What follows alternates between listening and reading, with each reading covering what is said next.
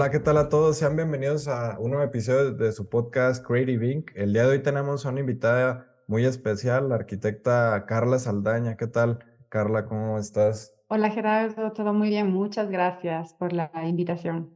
No, ¿de qué? Gracias a ti, en verdad, por participar. Ahorita tú, bueno, vives o trabajas en Estados Unidos, ¿verdad? Si no me equivoco. Sí, vivo en Gainesville y trabajo en la Universidad de la Florida. Ah, muy bien. Ok, ahorita vamos a llegar ahí, pero como para dar una breve introducción, eres ecuatoriana, ¿verdad? Allá naciste y ya estudiaste hasta la universidad. Sí, estudié hasta el bachelor en Cuenca, Ok, Ecuador. Y después me fui a Suiza para hacer la maestría y el doctorado. Y ahora me encuentro en Estados Unidos con la posición de profesora en ok, la Universidad de la Florida. ok, muy bien, muy bien. Oye, Carla, una pregunta que te comentaba hace un momento que me gusta hacerle a los invitados como para conocer sus intereses. Ujú. Si pudieras entrevistar a una persona, ya sea viva o muerta, a quién sería y por qué? Puede ser pues de cualquier rama o disciplina. Sí, pues para mi doctorado me tocó a mí estudiar o aprender el tema de código y de ingeniería de la computación. Y en un tiempo empecé a leer muchísimas biografías de personas que se dedicaron a eso mucho antes de que sea una rama tan explorada ahora. Ok, Y empecé a leer este libro que se llama The Woman Who Smashed Codes y es la historia de Elizabeth Friedman, que estaba casada con William Friedman, que es uno de los criptógrafos más famosos de Estados Unidos. Pero lo que cuentan es que esta mujer, Elizabeth, en realidad era muy prominente en el campo, pero por el momento en donde, pues por la época en donde nació, las mujeres no eran reconocidas de la forma que debían haber sido reconocidas. Entonces me da como mucha inquietud entrevistarle a ella y preguntarle cómo es que logró, estando en la época en donde ella vivió, ser así de prominente y cómo logró tener, porque estuvo ahí en la Primera y en la Segunda Guerra Mundial ayudando a los equipos de criptólogos. ok, me imagino que sí ha de ser algo, pues una experiencia bastante interesante, ¿no? Y el hecho de poder conocerla, pues sí, estaría interesante. No, súper bien. Oye, Carla, para dar como inicio a tu trayectoria, me gustaría que nos compartas. Digo, sé que, como ahorita lo comentabas, estudiaste en la Universidad de Cuenca, Ecuador, pero Ujú. antes de eso, ¿cómo nace el interés en la arquitectura? ¿Fue desde pequeña o por tus papás o cómo fue? Ah, pues yo creo que fue como la mayoría de los adolescentes, pues no sabes hasta en la noche anterior que te toca registrarte en la carrera.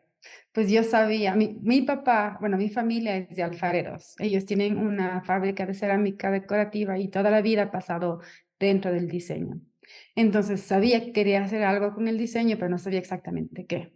Entonces estuve explorando el tema de diseño de objetos, me gusta muchísimo el diseño gráfico, que Ok, a la final después, claro, después, claro, casi la noche anterior que había que registrarse, pues escogí arquitectura. Eh, ok. sí, pero pues el diseño siempre estuvo dentro de mis objetivos o de lo que quería hacer. Ok, ok. Sí está interesante, ¿no? Como desde niño pues vamos como viendo ciertas disciplinas y el hecho de tener, eh, digamos, bien definido, entre comillas, lo que queremos estudiar y a lo que nos queremos dedicar, pues también yo creo que es importante, ¿no? Y no cualquiera tiene esa, ¿cómo se dice? Vocación. Esa, ajá, sí, o no cualquiera desde temprana edad sabe lo que quieren. A veces es complicado, ¿no? Y es un proceso. Pero ahorita que comentabas del diseño gráfico, se me hace curioso porque yo en tu trabajo ahora, lo que desarrollan en Share Lab, al final del día es algo muy visual, ¿no? Es código visual tal cual. Ahorita vamos a llegar a ello, pero sí creo que como que seguiste por esa parte, a pesar de no ser enfocado directamente al diseño gráfico, sí se ve que tiene, pues, como tal, diseño, ¿no? Ujú. Digamos. Oye, y después de terminar, digamos, la carrera de arquitectura, ¿sí cumplió tus expectativas o cómo fue esta experiencia? Pues yo creo que la carrera de arquitectura de pregrado te prepara o te da un ritmo de trabajo que vas a tener en la vida profesional. Pues las Ok. noches sin dormir, el tema de tener que idear algo que no estuvo ahí, pero posiblemente muchas de las materias a las que cada estudiante de arquitectura sufre para pasar no son materias que posiblemente te sirvan directamente en tus estudios. O sea, por ejemplo, para mí el tema de materias en relación a la estática, a la resistencia de materiales o algunas materias que en realidad eran como muy fuertes en la carrera, porque la carrera que yo seguí fue parte arquitectura, parte ingeniería civil. Al final de cuentas, pues muy poco lo he aplicado, pero pues funciona bien para generarte un ritmo de trabajo. Claro, y a lo mejor un criterio, ¿no? Sobre esos temas, ya Ujú. que pues es una disciplina que se configura o está compuesta de la ingeniería y pues arquitectura, ¿no? Pero sí, como tal, pues es difícil que algunas materias se lleven o se practiquen realmente en el ámbito laboral. Y precisamente a eso iba mi siguiente pregunta, ¿no? En cómo te empezaste a involucrar en el mundo laboral. ¿Fue después de terminar la carrera o terminando la carrera fue que ya te fuiste a la maestría? ¿O cómo fue Pues esta parte? yo, desde que estaba en tercer año de arquitectura, estaba haciendo pasantías y casi el último año, pues la carrera en la Universidad de Cuenca, cuando yo estudié, era de 5 años más un año de tesis. Okey. Entonces, normalmente el año que tú estás escribiendo la tesis es el año en donde tú también trabajas. Entonces, yo desde el tercer año, digamos que trabajé como en la rama de la arquitectura y diseño arquitectónico por 3 años, no, por Okey. 4 años en Ecuador. En el 2014 con mi pareja fundamos una oficina de arquitectura que se llamaba Casa y realizamos muchos proyectos de diseño urbano y también de restauración, que eso fue como la especialidad que tenía yo en mi pregrado.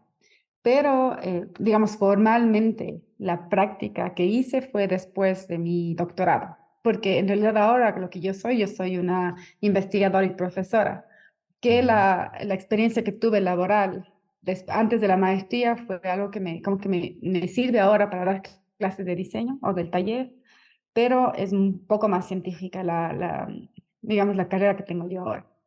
Entonces, pues después de la maestría que hice yo en paisaje, Ujú. me fui a un doctorado en tecnología en la arquitectura y eso fue lo que me ayudó para tener la posición que tengo ahora como profesora de inteligencia artificial en la Escuela de Arquitectura de la Universidad de la Florida. Okey, okey. Sí está interesante, ¿no? Cómo, tal vez tú ves como la rama de la arquitectura para desarrollar ciertas actividades, sin embargo, en tu caso, pues se fue más allá, ¿no? Fue como lo dices, una especialización, una maestría en un tema más de científico, de investigación. Y sí, ahorita quiero llegar a ello, pero antes de eso, bueno, te fuiste más bien, en tu tesis de la universidad, ¿qué proyecto desarrollaste? O, pues sí, si nos puedes compartir un poco de ello. Claro, Eduardo, como te conté, la especialidad que tuve yo en mi pregrado fue sobre restauración y renovación de bienes patrimoniales.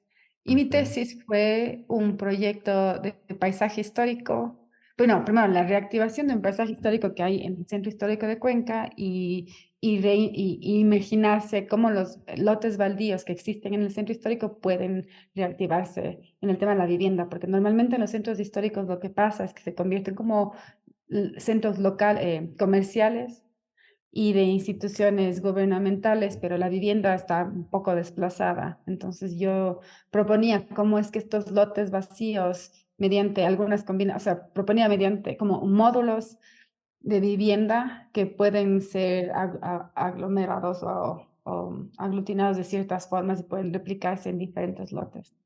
okey, okey. Em, Sí, pues, pero la idea era imaginarse qué es el paisaje, no solamente en relación a lo natural, pero el paisaje construido y cómo piensas en paisaje en un entorno histórico y patrimonial. De acuerdo. Oye, entonces de ahí, como que desde ahí veo que había nacido en ti el interés en la arquitectura del paisaje, o en qué Ujú. momento o cómo decidiste que ibas a estudiar en el ETH y que iba a ser en arquitectura del paisaje. ¿Cómo fue? Pues fue exactamente eso. fue la tesis de pregrado que hice, fue la que más o menos me direccionó para el tema de la maestría. Pues la maestría en la ETH fue sobre paisaje, arquitectura del paisaje, y pues a la final la decisión de la universidad es un poco complicada, pues porque tienes muchísimas opciones, ¿sabes? Y cuando yo tengo Ok, estas conversaciones con mis estudiantes, yo les digo, pues lo que te debería llamar la atención de por qué seguir una maestría es el intercambio cultural, el intercambio, pues, de idioma, porque la maestría, además de que, claro, te enseña algunas herramientas, pero es muchísimo más el tiempo que pasas con tus compañeros de clase. ok, Porque cuando tú, igual cuando estás en pregrado, posiblemente haces en tu país, que conoces las culturas, conoces la manera en la que la gente trabaja, pero cuando te vas a hacer una maestría en otro lugar, ganas muchísimas otras experiencias. Y claro. la maestría que hice fue sobre paisaje, pero cuando yo me fui de Cuenca, la gente que me conocía como una arquitecta restauradora. Cuando yo me fui a Suiza, a la ETH de Zúrich, empecé una maestría sobre visualización de proyectos a gran escala. Entonces, al inicio, ellos te hacían escoger hacia dónde quieres ir tu rama, o sea, hacia dónde quieres hacer tu enfoque para tu proyecto de grado. Ok, Y pues desde siempre me ha encantado a mí el tema de los programas de computación y la computación en general. Entonces, me fui hacia la rama de visualización. Entonces, ok, mi tesis de grado fue cómo utilizar nube de puntos, o sea, utilizar un escáner láser para recolectar nube de puntos y representar un paisaje de, por ejemplo, de 12 kilómetros, 15 kilómetros, de una manera interactiva, utilizando realidad virtual. Entonces, mientras intentaba utilizar la nube de puntos, la realidad virtual, me tocó aprender un poco de código. Y cuando ok. estaba aprendiendo a hacer código, como me pareció de verdad súper interesante, entonces me fui un poco más hacia el tema tecnológico, más que al tema histórico y patrimonial. Ok, ok. Y sí, como dices, el irse a otro lugar y compartir experiencias con otras personas, con otros conocimientos y culturas, creencias y todo, pues yo creo que sí te nutre, ¿no? Al final del día y te abre el Ujú. panorama a ver más allá, ¿no? Y pues cómo fue para ti el hecho de ir a un lugar nuevo. Pues yo creo que es difícil, ¿no? Al inicio, pero luego pues ya vas encontrando, si es algo que te gusta y apasiona, pues vas, haciendo brecha, ¿no? Amistades y todo. Pero, ¿cómo fue el hecho de involucrarte con estos algoritmos, digamos, con la inteligencia artificial? ¿Los primeros acercamientos fueron complicados o cómo fue para ti este primer acercamiento? Pues yo no había estado en ningún otro país, a ver, vivido en ningún otro país que el Ecuador antes de mudarme a Suiza, entonces el choque cultural fue tremendo. Sí, Uno, cómo funciona la ciudad, es completamente diferente a las ciudades de Latinoamérica, cómo la gente se expresa, porque aparte nos fuimos a un lugar, me fui con mi familia, con mi esposo y con mi hijo a Suiza.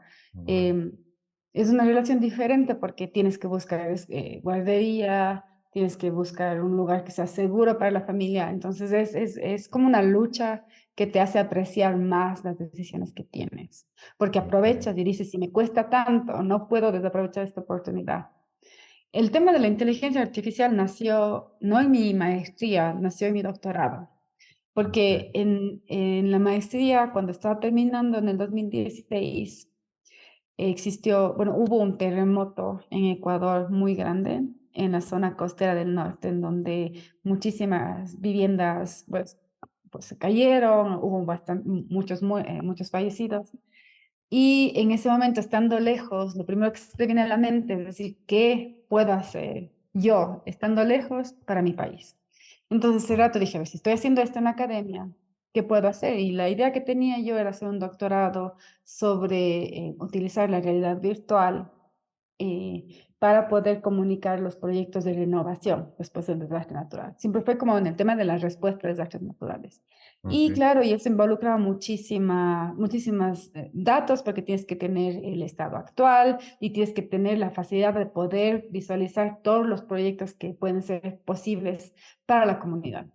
Entonces, yo estoy en la búsqueda de un director de tesis y apliqué a muchísimas universidades, me entrevisté Y a la final, pues tenía yo la visa de estudiante, digamos, hasta agosto del 2016 y yo había terminado la maestría en julio.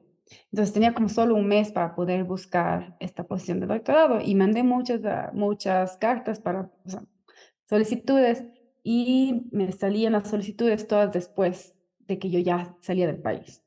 Ok. Por ejemplo, y lo que pasa es que ya, en realidad decidimos regresarnos de Ecuador, vendimos nuestras cosas, devolvimos el departamento y 3 días antes de nuestro vuelo de regreso me escriben de la ETH de Zúrich a decir que quieren una entrevista conmigo.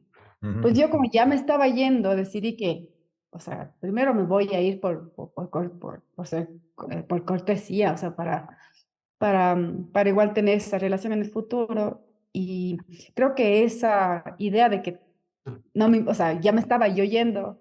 Ajá. Cuando llegué a la entrevista, me sentí súper tranquila. Mi futuro no estaba en las manos de nadie, sino era como una conversación mucho más agradable de qué es lo que pienso, qué es lo que quiero hacer. Y cuando terminé mi entrevista, mi profesor en ese tiempo me dijo, Carla, ¿qué quieres hacer? Y yo le dije, pues quiero hacer un doctorado. Y él me dijo enseguida, me dice, ¿sabes qué? Tienes el doctorado, empiezas cuando quieras. Y en ese momento te quedas, no, son momentos de la vida en donde te cambia todo. Ya, me Y imagino. empecé. Ujú. Oye, Carla, perdón por interrumpirte. Quiere decir entonces que, pues, para entrar al doctorado te entrevista, ¿no? Como tú lo dices, entonces puede que te digan que no, puede que te digan que sí, ¿no? O sea, es de selección, digamos.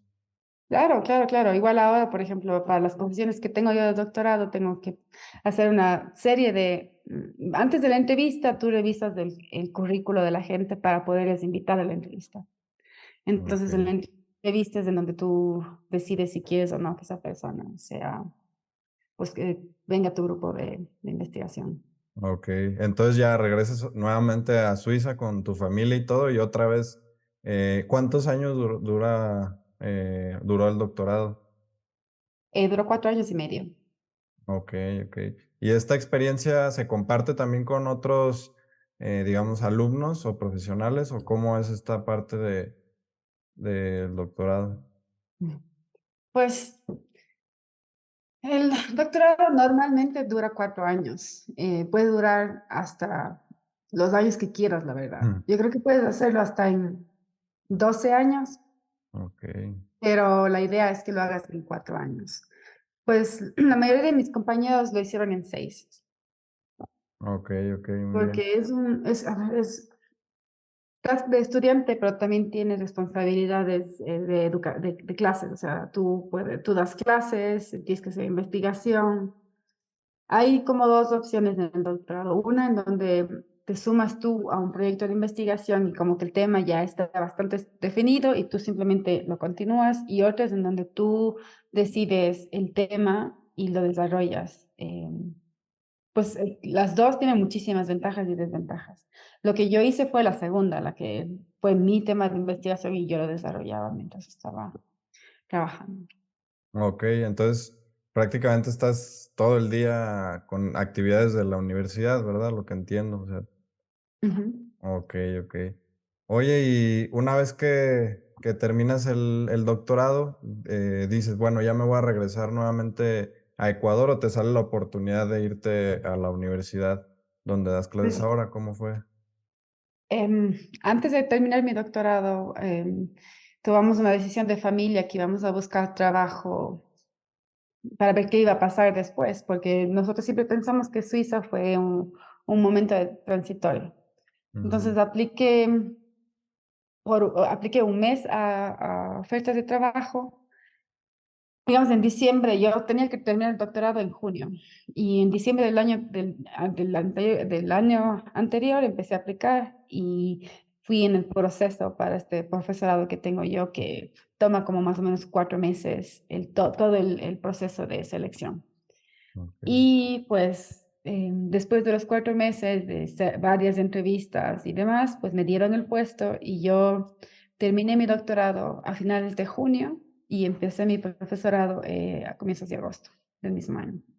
Ok, ok, que el doctorado, para recordar, fue enfocado a cómo utilizar la inteligencia artificial para la respuesta a desastres naturales, ¿verdad?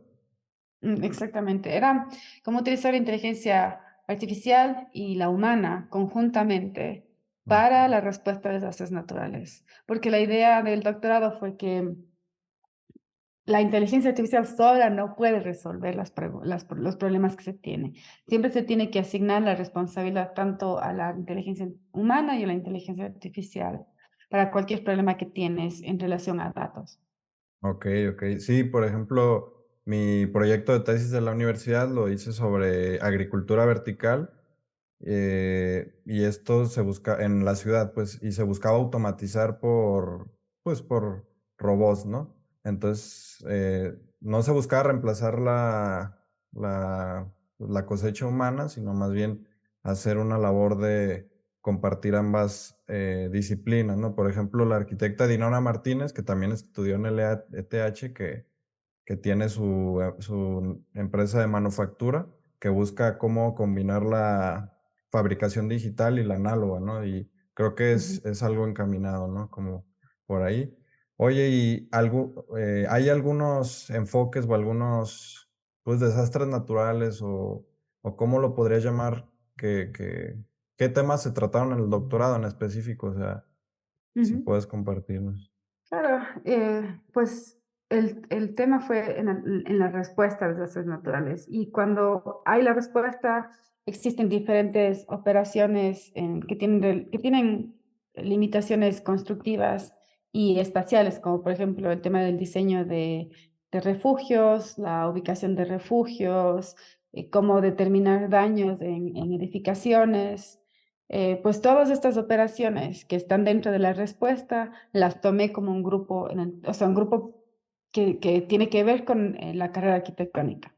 Entonces Okey, desarrollé una base de datos de los últimos 10 años que tiene desastres naturales, de inundación, de deslaves, de tormentas y de terremotos.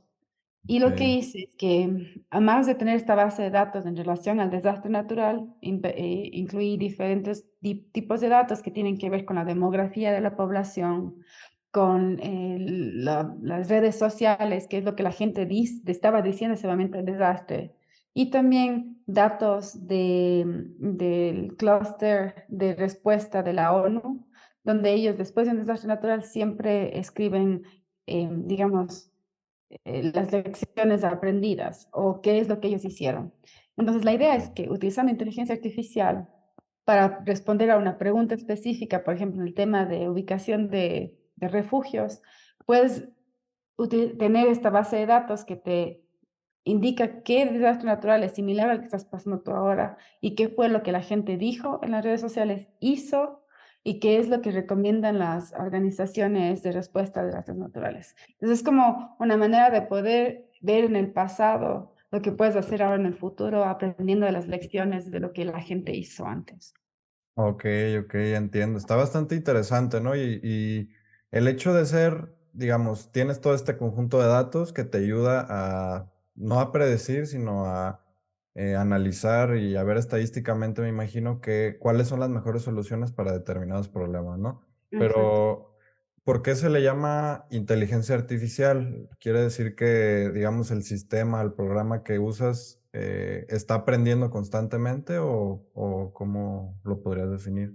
Pues la inteligencia artificial es una palabra que abarca muchísimos algoritmos. Dentro de estos está el machine learning, que es estos algoritmos que aprenden de los datos, y están también, por ejemplo, los algoritmos que se llaman expert systems, que son algoritmos de reglas, Okey. como un árbol, no sé si conoces el decision tree, que es decisiones entre sí y no. Ah, okey. Pues la inteligencia artificial se denomina a cualquier algoritmo que logra automáticamente resolver, pues, la ecuación que tienes o la pregunta que tienes, ya sea definiendo reglas, como en el caso de este decision tree, o ya sea aprendiendo patrones de los datos como machine learning. Ok, por ejemplo, la aplicación de ChatGPT es una inteligencia artificial, ¿no? Que está Sí, este es limitada a cierta base de datos, ¿no? Y con base en ello te da una respuesta. Es, sí, el ChatGPT es un algoritmo de generación. Pues los algoritmos de generación son algoritmos que interpolan respuestas aprendidas de una base de datos enorme. Y ChatGPT tiene la arquitectura de una red neuronal, que significa que cada neurona tiene una ecuación que transforma los datos. Entonces, una palabra está distribuida en millones de neuronas que cada una empieza a entender qué es lo que está pasando. O sea, por ejemplo, funciona en donde tú tienes una palabra, la base de datos son frases completas. Entonces, este aprende de la palabra que tú estás dando y de las 5 anteriores y de las 5 siguientes. Y lo hace eso en millones de frases. Entonces, el ChatGPT sabe que si es que vos escribes perro, la siguiente palabra podría ser tal vez juguete, pero no podría ser fuego, ok. porque perro y juguete aparecen muchísimas veces juntas en esta base de datos enorme. Ok, ok, está interesante, ¿no? Porque no sé qué tan nuevo sea, creo que ya tiene bastantes años, ¿no? O sea, la inteligencia artificial, ¿no? A nosotros nos lo han presentado apenas recientemente con ciertas cuestiones, pero sí está interesante, ¿no? Hacia dónde va. Oye, Carla, ¿y cómo, digo, sale la oportunidad de irte a dar clases, ¿no? A ser profesora, pero ¿en qué momento nace ShareLab? Pues nace al final del día del doctorado, ¿no? También, o sea, de esta necesidad de precisamente eso, ¿no? ShareLab es un laboratorio de investigación que se enfoca en cómo crear herramientas de inteligencia artificial para ayudar al humano, ¿no? Ya no, bueno, tú me corregirás ahí, pero ya no en desastres naturales, sino creo que en general, ¿no? Se abrió Ujú. la puerta a un tema más general y, y bueno, pues compártenos primero, perdón, cómo nace ShareLab. Sí, pues ShareLab nace exactamente del doctorado, pues la idea de generar herramientas que puedan ayudar a tomar decisiones informadas. Y se inició originalmente en la Universidad de la Florida, porque la posición que yo tengo es compartida entre clases y investigación. Entonces, la mayoría del tema de investigación lo hago en el ShareLab. Ok, Pues la motivación principal del ShareLab es crear herramientas de inteligencia artificial que incluya la inteligencia humana para potenciar la creatividad en diseño arquitectónico y también para ayudar a proyectos eh, de escala urbana a analizar datos urbanos que normalmente son Big Data, o sea, son datos que no puedes entenderlos con las herramientas normales que utilizamos para generar cálculos estadísticos. Entonces, esas son como las dos ramas. El tema de los datos urbanos se asemeja mucho a lo que hice yo en la tesis, porque la mayoría de los datos de la base de datos que yo manejaba era siempre de un entorno urbano. Pero ok, ahora tenemos proyectos en cooperación con la Universidad de Emory en Atlanta y el Departamento de enfermedades infecciosas para poder tratar temas del VIH, por ejemplo, cómo la ciudad se prepara para responder de manera adecuada a estas personas que necesitan medicación o necesitan saber cuáles son las oportunidades que tienen de su vida en el futuro. Entonces, como eso, también como el tema de la caminabilidad, también tratamos mucho ahora, pues Florida, que el tema de la inundación es bastante, o sea, lo hablamos siempre porque pasa siempre. Entonces, esos temas los tratamos en la rama esta de datos urbanos y análisis urbano. ok. Y en la otra rama del tema de la creatividad y en el diseño arquitectónico nos estamos enfocando mucho en los algoritmos de generación. Ok, ¿y qué son esos algoritmos de generación? Perdón, pues si puedes contarnos sobre él. Claro, pues, algunos de los proyectos que hacemos es, pues, de generación automática. El último algoritmo que estamos desarrollando es un algoritmo semejante al ChatGPT, pero en vez de tener el input de texto y el output de texto, es donde tú tienes un input de texto y el output es un objeto en 3D que está estable, Ok, estructuralmente estable. Entonces, eso te permite como arquitecto hacer una interacción mucho más ágil de propuestas de diseño, sabiendo que el objeto que tú estás viendo va a funcionar estructuralmente. Ok, oye, y escuché que comentabas que usaban Python, ¿no? Para la programación, pero Ujú. también algo que veo que usan es la herramienta de Wolfram Matemática. En este Correcto. caso de este algoritmo, esta inteligencia que me estás comentando, ¿cómo se desarrolló, digamos? ¿En qué Pues la programa? mayoría de los experimentos que tengo en mi doctorado lo hicimos con Wolfram Mathematica. Es una plataforma bastante, a ver, digamos, gráficamente linda. No Ok, necesitas preocuparte mucho en cómo el output de tu algoritmo se ve, porque ellos tienen herramientas muy fáciles de utilizar para poder ver el resultado mucho más rápido. Es una plataforma que tiene muchísimas bases de datos que ya están curadas, que están organizadas, que tú simplemente las llamas y la librería está todo el tiempo actualizada, en donde, por ejemplo, lo que pasa con Python, que es uno de los problemas más graves, es que cada vez que tienen una actualización, muchísimas funciones dejan de funcionar. ok. Entonces, en matemática no pasa lo mismo, entonces lo que yo quería hacer es como crear un paquete de algoritmos que podían ser utilizados todo el tiempo. Entonces, por eso utilicé esa plataforma. El problema aquí es que Python es de libre acceso, no cuesta nada, y matemática sí es una plataforma pagada. De pago, bueno, ok. Oye, entonces quiere decir que, bueno, en cualquiera de las dos herramientas tienes que estar constantemente pues tanto como experimentando como estudiando, ¿no? Si en Python se actualiza y ya no sirven los mismos códigos o no sé cómo se diga, pues ya no te va a servir, ¿no? Tienes que aprender nuevamente. Entonces, creo Ujú, que es un reto, ¿no? También el hecho de estarnos manteniendo actualizados en estas herramientas y por lo tanto, pues son herramientas tal cual de doctorado, ¿no? ujú. No creo que no cualquier persona pues maneja estos programas o herramientas, es complicado, ¿no? Al Pues final. ahora nosotros estamos desarrollando un certificado de inteligencia artificial y arquitectura en la Universidad de la Florida, que va a estar enfocado en los estudiantes de maestría, para Okey, poderles preparar para el futuro profesional y académico también. okey, sí. Yo creo que está bien, ¿no? O sea, que se pueda ir implementando eso que aprendes, ¿no? Porque está padre que estés aprendiendo todo el tiempo, pero el hecho de compartirlo y que otras personas puedan desarrollar nuevas ideas con ello, yo creo que es lo que en verdad deja a la sociedad, ¿no? También. Ujú. Oye, Carla, y yéndonos un poquito hacia el tema de cómo concibes tus ideas, veo, por ejemplo, que comentabas que en ShareLab, digamos, en el mundo hay bastantes problemas, ¿no? Por resolver, pero algo lo que ustedes hacen es preguntarse qué tan relevante es la inteligencia artificial para un fenómeno en particular, ¿no? Y con base en eso comienza una serie de recopilación de datos e investigación, ¿no? Cuéntanos, pues, sobre ello, ¿cómo nace el interés en un problema, digamos? Sí, la cosa es interesante, pues ahora sabes que el tema de la inteligencia artificial está en todo lado, entonces todo el mundo para poder estar relevante le pone inteligencia artificial y listos. Pues para nosotros en realidad no es eso lo interesante, sino es pensar si de verdad se necesita utilizar inteligencia artificial para una pregunta.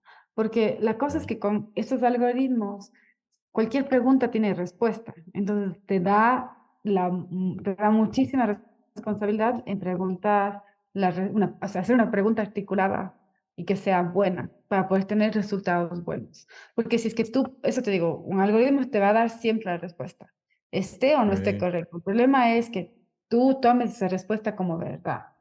Entonces, la manera en la que nosotros nos afrontamos a problemas o proyectos es siempre tener esa discusión.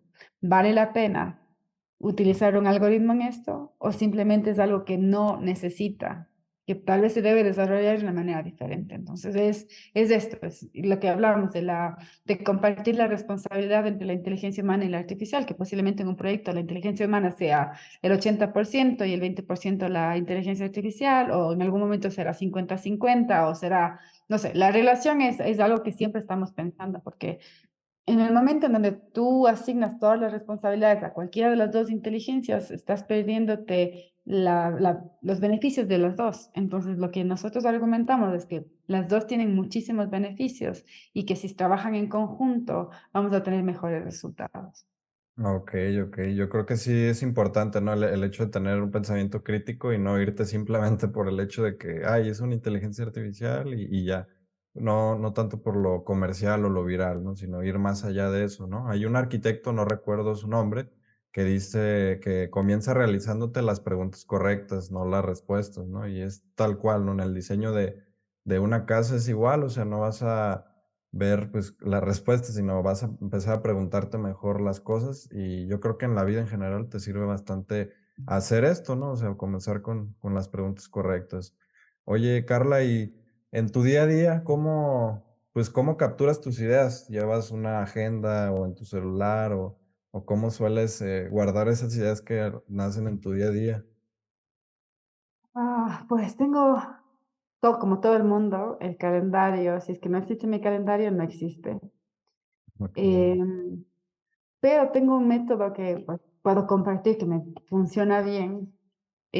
Normalmente, no sé, seguramente les pasa a todo el mundo que cuando están a punto de dormirse, tienen muchísimas ideas y no logras dormirte o, no sé, tienes una mala noche. Lo que yo hago es el momento en el que tus ideas vienen, escribo en un email, en un correo electrónico y me lo mando para que lo revise la mañana siguiente. Entonces, de esa forma logro poder tener una noche tranquila.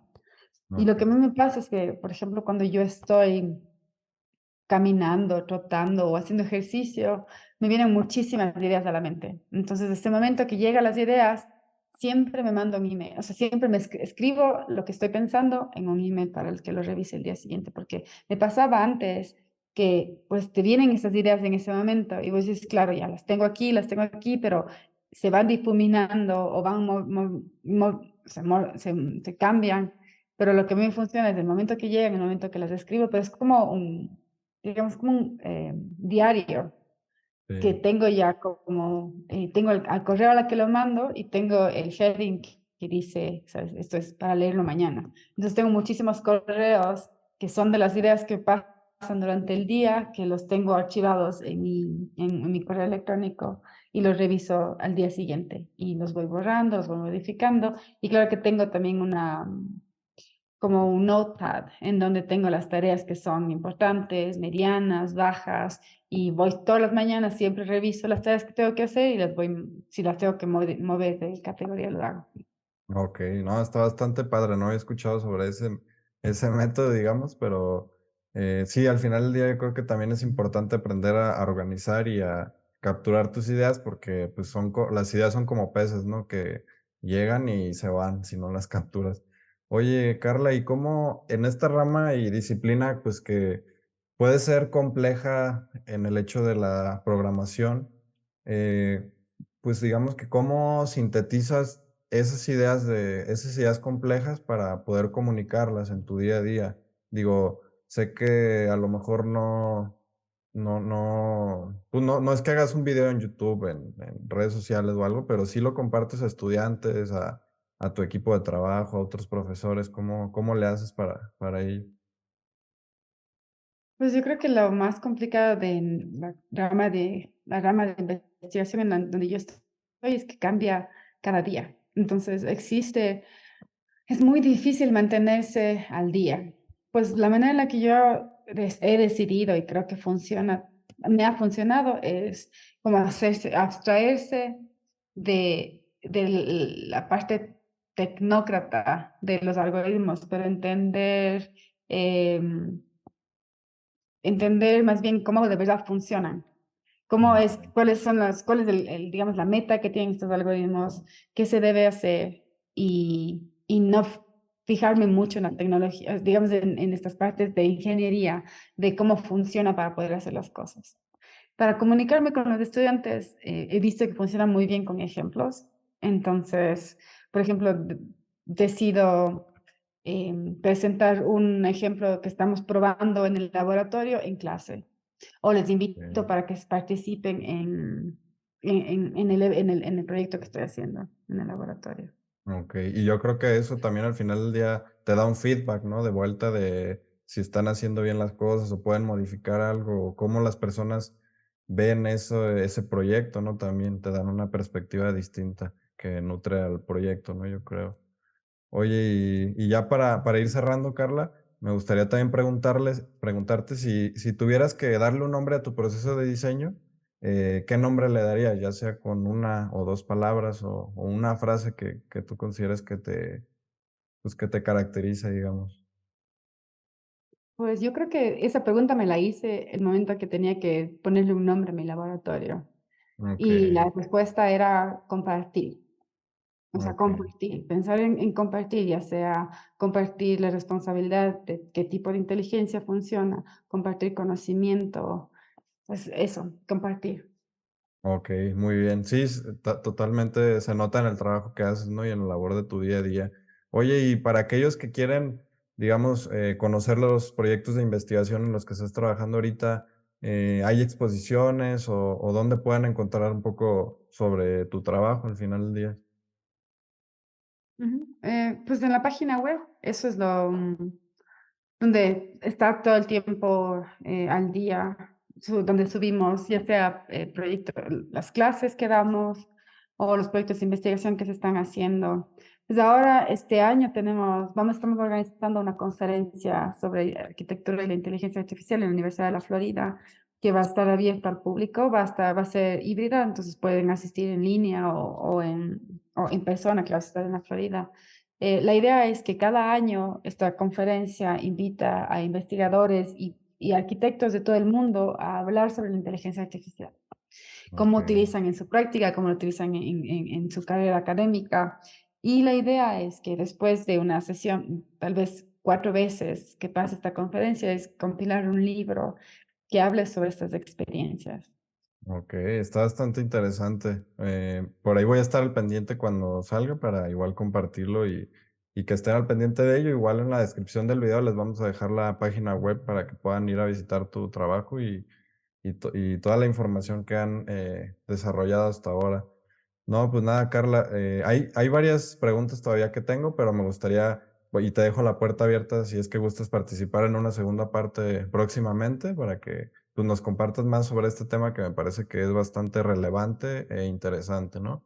Y qué mejor que de alguien que se dedica a ello, ¿no? Y, pues nada, te agradezco nuevamente por tu tiempo, por aceptar la invitación y por la plática. No, muchas gracias por la invitación. Estaba muy entretenida la conversación. No, muchas gracias, en verdad. Igual, los invitamos a que vean el episodio completo, búsquenlo como Creative Inc. en YouTube o en Spotify. Y pues ahí comenten qué les ha parecido la plática. Si tienen alguna duda para la arquitecta Carla, también, pues ahí escríbanle y cualquier cosa estamos en contacto. Muchas gracias por haber escuchado el capítulo completo. Bye. Adiós.